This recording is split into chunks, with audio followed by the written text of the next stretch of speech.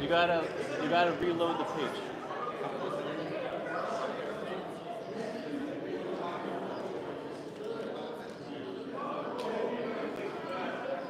Let me know when we're live. Let's go. Let's just go live.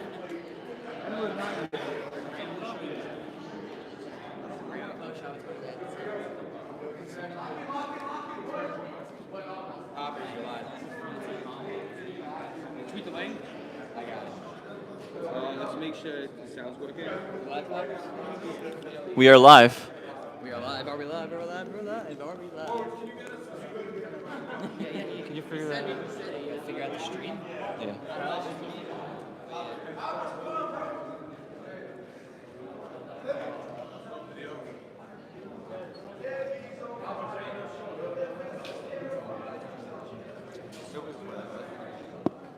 We'll go. We're live.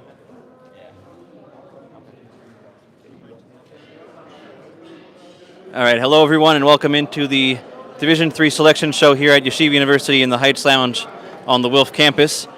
I've got the entire Max team in the background, as well as the selection show playing, which has just begun. Just to give everyone a little background on what goes on here in Division III, 64 teams make the NCAA tournament, and they get split into 16 pods. Each pod has a host. So there'll be one pod which has 4 teams, and the next pod will have 4 teams, and those 4 teams will play each other. A will play B, C will play D, the winners will play each other, and then that winner is the winner of the pod. And those 16 teams go on to the Sweet 16. So today Yeshiva is going to find out which team they are playing and what location they are playing the game in.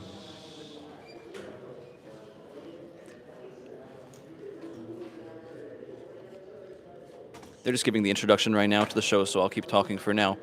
There are a few possibilities where Yeshiva could go. There's basically the rules are as follows: a school needs to have submitted hosting papers that they want to host, and then there's a way that the teams are ranked. It's called NPI. Not to get into it too complicatedly, but Yeshiva would fall somewhere along the lines of a 14 seed if they were in a regular D1 bracket. But that's not how things work. Geography plays a big role when it comes to Division III bracketology. So in Division III, what the committee will try to do is they'll try to put as many teams as possible into situations where they are within 500 miles. If they're further than 500 miles, the NCAA has to pay for the flight. So the NCAA avoids flights as much as possible, and from there they'll try to keep seeding consistent throughout. But the seeding can vary, and there will be misseeds here and there. So we don't know exactly where Yeshiva could go. We know the possibilities.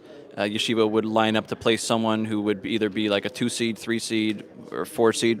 And most likely they'll be playing at a team which is hosting, but it's possible they'll end up playing a team which can't host because either they never submitted their hosting papers or their women are hosting because women have priority to host the first 2 rounds this year in NCAA Division III. So it's very complicated. D3 is not like D1, and so those are all the factors at play.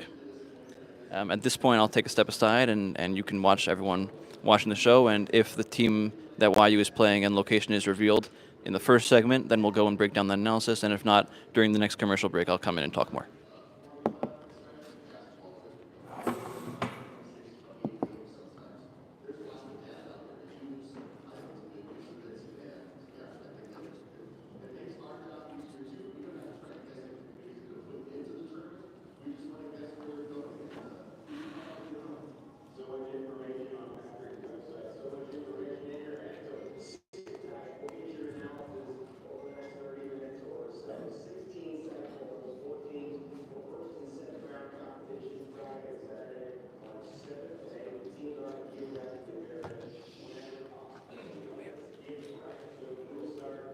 With the #1 team in the NCAA, hosting a school with just 1 loss.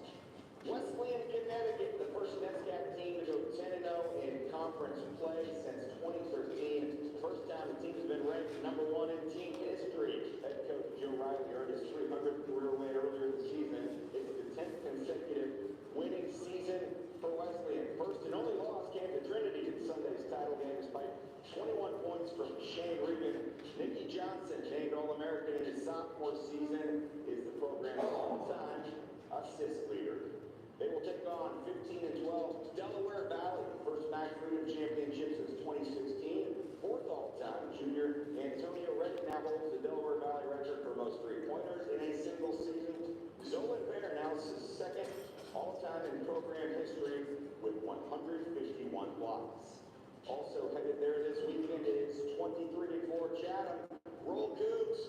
semifinal qualifier, claiming the President's Athletic Conference crown, 81-69 over Washington and Jefferson. Already a season to remember, as they won a program record of 23 games. Their opponent on Friday, 20-7, Gettysburg, fourth in the most recent Region 5 rankings. This is their 6th NCAA appearance and first since 2009. Another 4-team event includes 19-8 Stockton. The Ospreys in the tournament for the 20th time in program history. 9th best rebounding team in Division 3. Individually, junior EJ Matthews Spratley is the NCAA first team selection. He leads the league in scoring and free throw percentage. Ithaca is in 18-9, the Liberty League tournament champions. After a 72-67 win against the #1 seed RPI on their home court, they were finished 6th in the league, 24 points for F. Gabriel and 23 for Logan Wendell in the championship. And the host here is 24-3 WPI, 15th NCAA tournament appearance, 15th in the latest NPI rankings. Senior Ladies Squad, top seed in the NUMAC tournament after a 15-1 regular season conference record. Aiden Callahan leads the team in scoring, while Tim Reed, J.R. Newman, and Brett Morelli all average double figures. Hudson will travel to Worcester, Massachusetts this weekend. Riles Neff, the North Atlantic Conference Player of the Year, finished 18-7 in the regular season and got the league's automatic qualification. Jeremy Morata leads the team with 8.1 rebounds per game. 7th in the nation is Hudson in fewest fouls committed per game. So Patrick is back. We must start with Wesley. And as you said on that Crucial podcast Sunday, nothing changes by losing one game. Still a top team and true championship contender. Yeah, absolutely. I mean, so 26 wins, this is the most in the history of the program. Loss doesn't count for, doesn't cost them anything, as you said. This is just their 5th trip to the NCAA tournament, but all of them in the past 10 full seasons under Joe Riley. And, opening weekend at Silhouette Gymnasium, it's just the 2nd time in the past 4 years, 3rd time ever. It is going to be a fun atmosphere there at Wesleyan. Delaware Valley, you mentioned Antonio Redden. How about his 47 points against Stevens in a regular season game in mid-February as the conference schedule was winding down? Without that win, Del Val might not even make the conference playoffs, let alone get back to beat Stevens on Saturday. Chatham, now they're just in their 9th full season of men's basketball in this school, and they quickly earned the label of perennial contenders in the President's Athletic Conference. They played Gettysburg. Gettysburg got their most wins in 2008. Gettysburg, if there were drama, if we didn't know who the teams were, you would have known right now. This is the last at-large team in the field. They had a big win against Hampton City earlier in the year that gets them in this tournament, and that's something that NPI can basically tell us for sure. Stockton, you mentioned Matthew Spratley, is on pace to have the highest scoring average in school history. Even maintain that 23.3 points a game. They went to the round of 16 2 years ago. They were 1-out last year.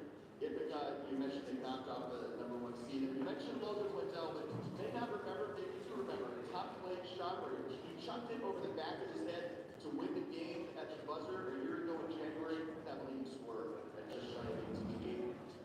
WPI, and they have been out on the outside looking in at this point previously in these days, but even with that NUMAC final loss on Sunday, they are in 16 in a row up until that point. And Hudson, man, just can't say enough about what Warren Caruso, the head coach, has done in this program, this alma mater. Head coach since 1994, 587 career wins, back in the tournament for the 3rd time in 4 years. Great insight on those 8 schools. We will move on and introduce you to our next host institution, Ramapo. At-large selection, 3 1,000-point scorers on this team. Peter Gordon, Jordan Myers, and Shane Rooney. The starting 5, all seniors. This is the program's 10th appearance in the tournament. And tonight, under 26th-year head coach Chuck McBreen. Their opponent on Friday, same record, 20-7.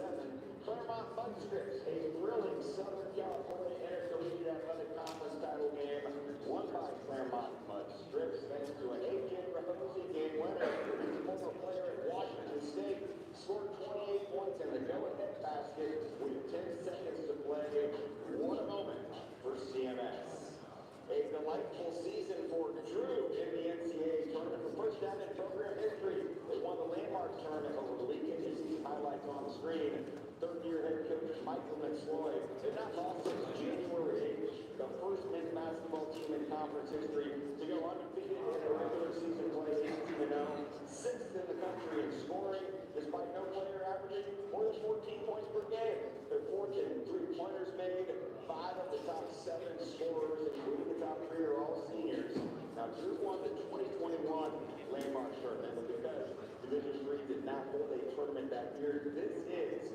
elusive first ever NCAA berth. Nice story from Drew. Mary Washington is in 13 and 14, a victory over Christopher Newport in the Coast to Coast Athletic Conference title game. Since then, it's determined for the fourth time in program history. They snapped a 14-game losing streak to the Captains dating back to 2019. A great season for Guilford continues in the championships. The ODAC automatic qualifier thanks to a 79-74 win over Roanoke. Current most valuable player, Nick Farrar, finished with 21 points and 12 rebounds, 8-time in this tournament. And then we'll battle 19-8 Barry. Braxton Benham became the all-time Division III era leading scorer this season, holds the D3 records for career steals and assists, named the SAA Athlete of the Year. 2 40-point games already this season. The host here is 20-5 Emory, ranked inside the top 15 all season, the first #1 ranking in program history. 20-win season for the first time since 2022, and 9th under head coach Jason Zimmerman. Then here's Jair Knight, reached the 1,000-point milestone this season. And the team leader in blocks per game, 6'7" senior Logan Shanahan is the conference leader with 69. Emory meets Huntington. Another first time participating in the championship. Huntington here after winning the collegiate conference in the South Championship for the first time in program history. DJ Brown, tournament most valuable player. Nate Johns in Fletcher surpassed the 1,000-point plateau. So 16 teams out there now, shot for another set of 8. Patrick is back. What's the hand out to you guys here on the screen right now? Well, first of all, how about bringing Claremont Punchers all the way across the country? You had 3 schools for the SCIAC at Southern California Athletic Conference. And why rule you can't put them all at the same time? I know you mentioned matchups are geographically based, and that's true. But you have to send Claremont somewhere. Let's send them to Northern New Jersey. So this is a matchup that maybe you would see at the D3News.com Classic in Las Vegas, but instead you're seeing on the Ramapo side, your Warmington Dynamos know he runs the offense, leads the team in assists as well as in scoring at 21.8 a game. For Claremont, you talked about Posey. I'm just excited for more history to see this guy. When people see this guy play, kid is really talented. Would you rather be a walk-on at Washington State or come to the D3 level and average a double-double? I know what I would prefer, but I'm a D3 junkie, so what do I know? Drew, you know, they last year they started 13-1. They lost a few games down the stretch to miss out on the trip, but they were firing on all cylinders and just 3 losses all season. One of them was to NYU, and almost nobody has lost to NYU. You mentioned the how about 8 guys out of this roster and there's 7 more points? That's a lot of scoring that goes with the teams. There's Washington, below 500, not the bottom seed in this bracket. Think of all the teams that they played this year. So they went out, they scheduled Gettysburg, they scheduled Franklin Marshall, Hampton City, Guilford, and of course they played Newport 3 times. They won that one on Saturday to break that streak in 15. Guilford won the ODAC. I don't know if they needed to win the entire ODAC to get into the NCAA tournament, but they were kind of on the bubble when the conference tournament league started. They certainly used their numbers in the NPI by the end of the week. And of course, it's a big program that edged CMU in the round of 8 last year to play the national semifinals for Fort Barry, they won 12 of their last 13 games. The 3rd time in 4 years they've been in this tournament. Emory's the only team to beat NYU this season. They did so on a memorable Friday night in Manhattan. Jair Knight, he only scored 15 that night, but he's option #1 for the Eagles at 19 a game. Then Pierce had the big day. That game at NYU with 28 points this guy. And we'll see if the school extends Friday night food truck night to this first round game. Here in the NCAA tournaments, it's been a big popular program for both sides of campus. And not to leave out Huntington, this program's come a long way in the last 2 years under Zach Richards, the head coach. He inherited a team that had gone 2-23 in 22-23, and they've improved by 10 wins each year. They're 12-14 last year, 22-6 this year. Patrick, you had me at Friday. That would be fun. Now moving on. Bottom left-hand portion of the bracket, a hosted school that we have already mentioned on this show is Trinity, Connecticut. Back-to-back NCAA championships, an 8-point victory over the #1 seed Wesleyan gives Trinity automatic qualification. Junior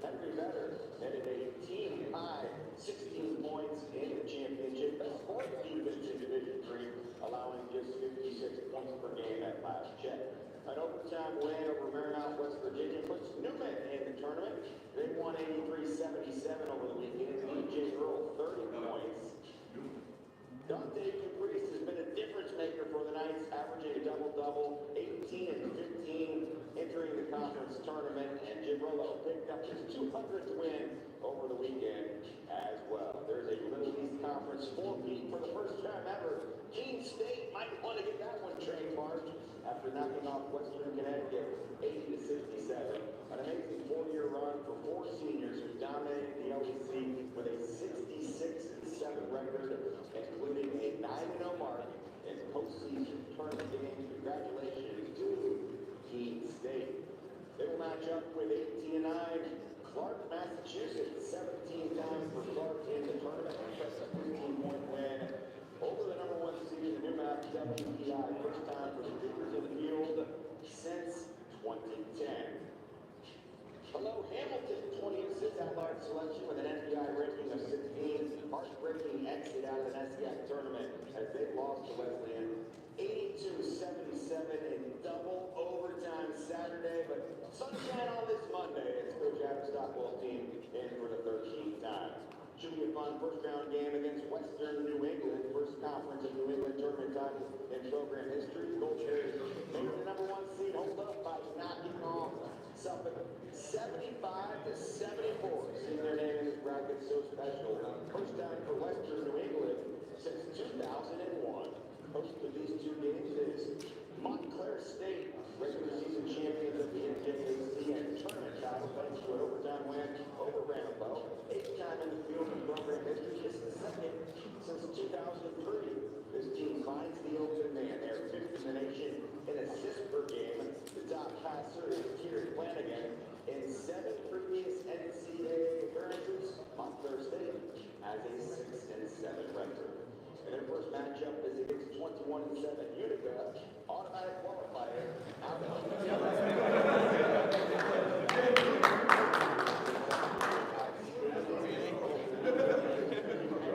Most likely survivor of the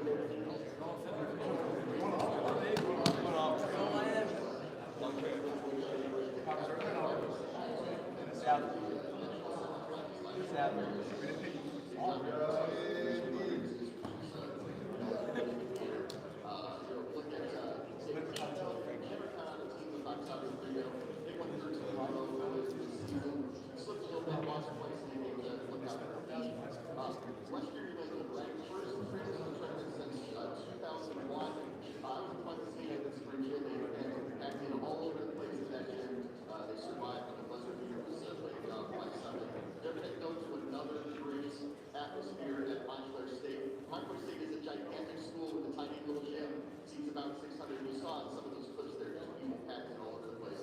And it was even crazier for that Jack final. Interesting to see that too. Their record is not as good as the years past, but the Empire got tougher. They're tough schools in Rockaway.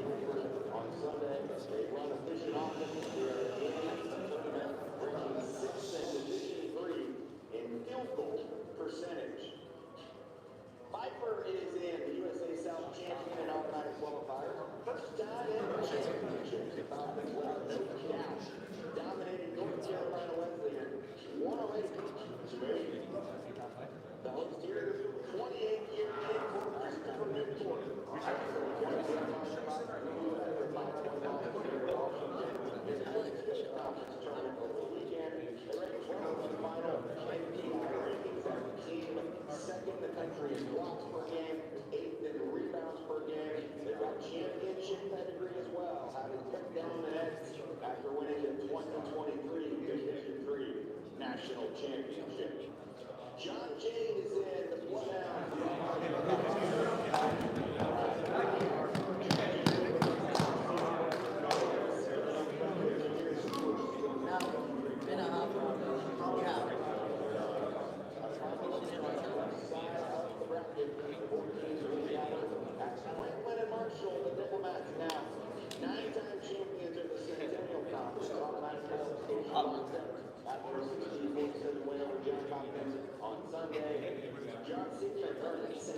conference tournament most valuable player honors, averaging 16 points per game and nearly 8 rebounds, shooting 46% on field goals, and get this, 57% on three-pointers over the tournament weekend.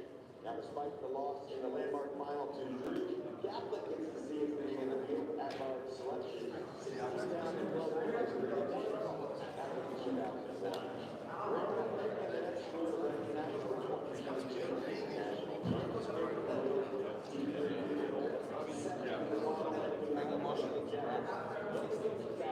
national semifinals. Head coach Josh Muscle named the conference coach of the year for the second time. Sean Moore Jr. and Jabril Robinson, first team all-conference, their 21st tournament appearance. And the 32nd school sees them on this record, 21-6. Westfield State was victorious in the basketball.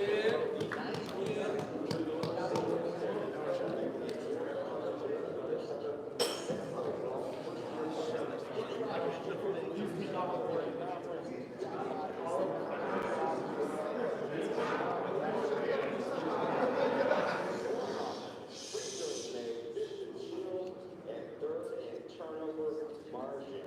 Patrick is back. Maybe a more wide open set for the teams would you like here?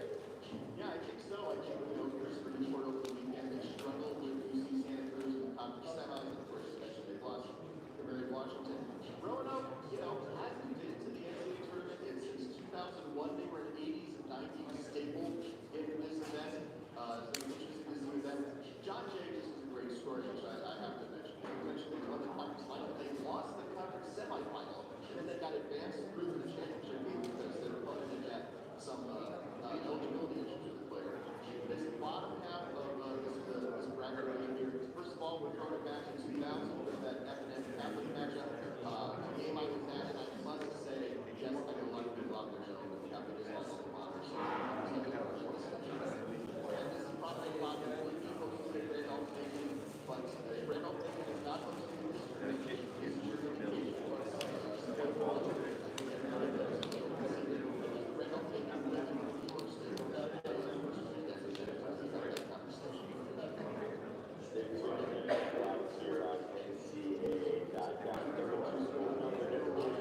And matchup 32 to go. We will roll right along, showing you the second one-loss team in the tournament. NYU, currently second most victory in one season in program history. Only the 93-94 Bibles had more wins. They had 25, so that mark could come down soon. 5 players average double figures just in now. 15 points per game. He also grabs 10 rebounds in contest, and the top assist man is Jack Stone. National runner-up in 1994. They are number 2 in the nation in field goal percentage. Their opponent, Portland. Congratulations to the Red Dragons, who they hold the participation in the event for the 7th time. Toronto's valuable players Kendall Curie did the heavy lifting in the league championship game, 16 points while grabbing 12 rebounds.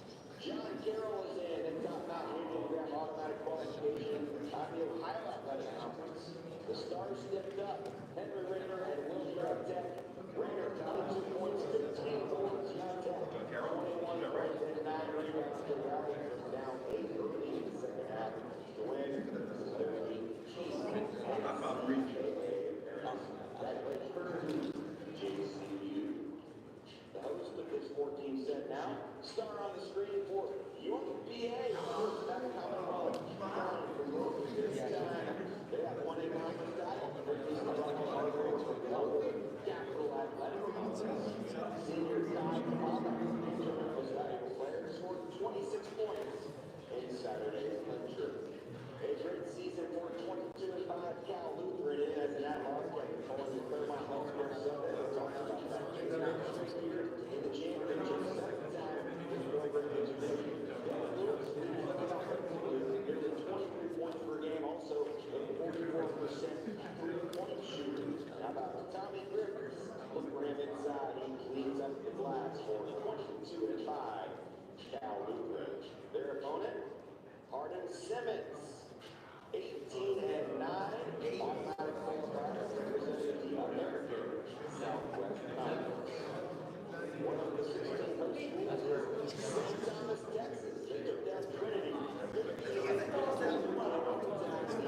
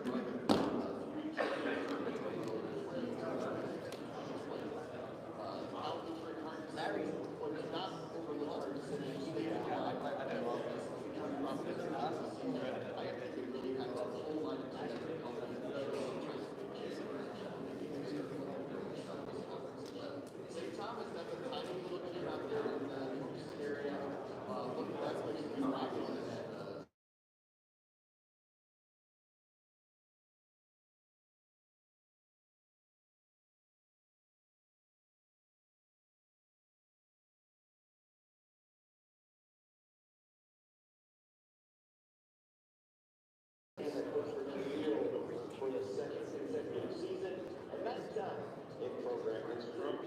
Big Bradford 22, 23 and 3. They won the NCAA. First time since 2003. Still 92-94. Furious fans on the home court as the Cambridge Dodge won the visitors 12-3 over the final 5 minutes. The next host school is Hampton Sydney, record is 21-5. Runner-up is trying in 2024 out of Brazil scored 23 points in that title game. Returned this season on a mission. They were conference player of the year. So all 26 games in the regular season, averaging over 18 points a year. Student athlete in the conference scholar athlete of the year. This team closed the regular season winning 11-12. They got a large spot after going to the conference tournament quarterfinals. They will welcome Brent Athens, 28 regular season and conference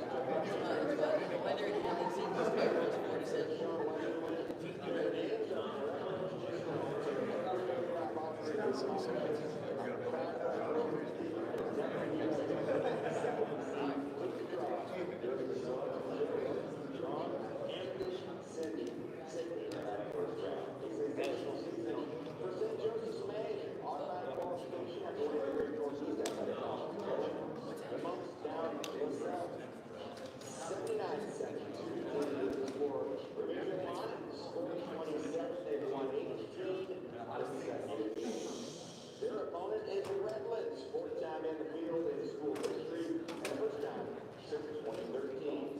How about a start next to Tufts? It should be tough. Coach Steve, the team is the third team in Region 1, a powerhouse that has been the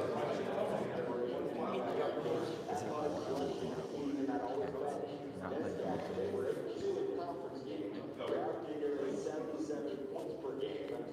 Junior James Maracas leads the way with 17 per contest. This is the third straight NCAA appearance for Tufts. Ninth time in program history for head coach Brandon Linton and the Jumbos. They will host Yeshiva.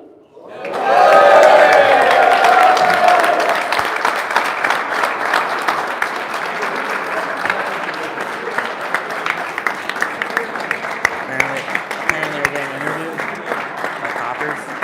Put this on the Debbie, why are they showing no clips?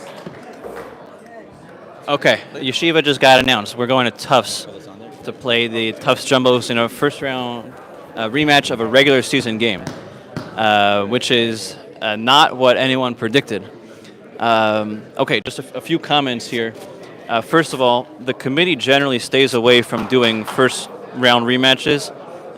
There's no rule against doing a first round rematch. There's only a rule against doing a conference game, but very unusual to have a first round rematch in the first round, especially when it was avoidable, which is why no one predicted this. Second thing here is that it's a slight misseed, which will happen. Tufts was number 8 in the NPI rankings, so that would line up with a 15 seed, but Yeshiva was on the 14 line, so a slight misseed there. Another point, the other two teams in there, Redlands, who's flying out from California, and St. Joseph's, Maine, both in the NPI top 32. So that makes that kind of the equivalent of 2 7 or 8 seeds. So you'd have a 2, 7, 8, and a 14. So the whole bracket kind of seems a little misseeded. Just points on that front. Okay, let's bring in Max Zackheim to get his immediate reaction before we go a little more into Tufts and then close out the show. Max, did you have any expectation that we'd be playing Tufts again? No, I didn't. I mean, after talking with some of our coaches and stuff that had been through the tournament, they said that they usually don't play. You put you against someone that you played already. So I know whenever there were some teams around our area, I was like, we're getting excited. And when Tufts went, I was like, all right, we're probably not playing them. And then obviously we're playing them. But look, we played them, we know them, and that was a game where we were right there to the end. So we're going in there expecting to win. Right, when Yeshiva played Tufts, it was 82-74 in the Max Stern Athletic Center. Yeah, it's very unusual to have first rematches. I'll even point out that in the Emory bracket, they played Barry earlier in the year, and who was in their bracket and would be the 4 seed. but got reseeded to a 3, and they put Huntington on the 4 line instead of the 3 to avoid a first-round rematch. So the whole thing makes no sense to me.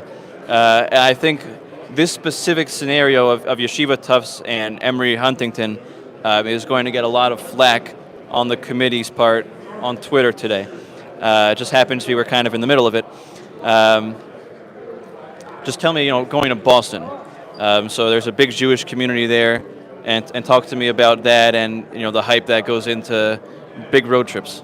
Yeah, I mean, something that we talked about. Obviously, nothing we wanted more was to win this conference, but nothing we like more than extending like our camaraderie and together. We have now another week. We have now another week of practice and another weekend to hang out and be with our guys, because that's what we love to do. We love to get after each other on the court, but then when we're off the court, we love to hang out and joke around and have a great time. So we're excited for another weekend, and we're again, as I said, like, we're going there expecting to win. Like, we don't care who we're going to play.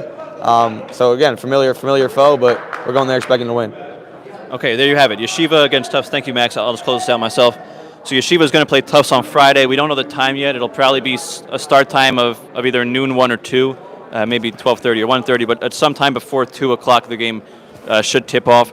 And then the winner of that game will play against St. Joseph's Maine against Redlands winner. So Yeshiva game against Tufts will be first. It'll be the first game of the tournament, most likely, followed that afternoon by the Redlands against St. Joseph's Maine game. And the winner of those two games will play each other on Saturday. If Yeshiva beats Tufts, that game will be on Motzei Shabbos, probably 8:30, 8:45, or 9 p.m. We're joined here by Effie Freundlich, who had the game-sealing steal yesterday. Give me your immediate reaction on this news that we're rematching Tufts in the tournament. Well, I'm looking forward to a nice rematch. I mean, we had a rematch versus Farmingdale, Sarah Lawrence, so you know how that goes. So I'm hoping we can continue the trend and take another W. Okay.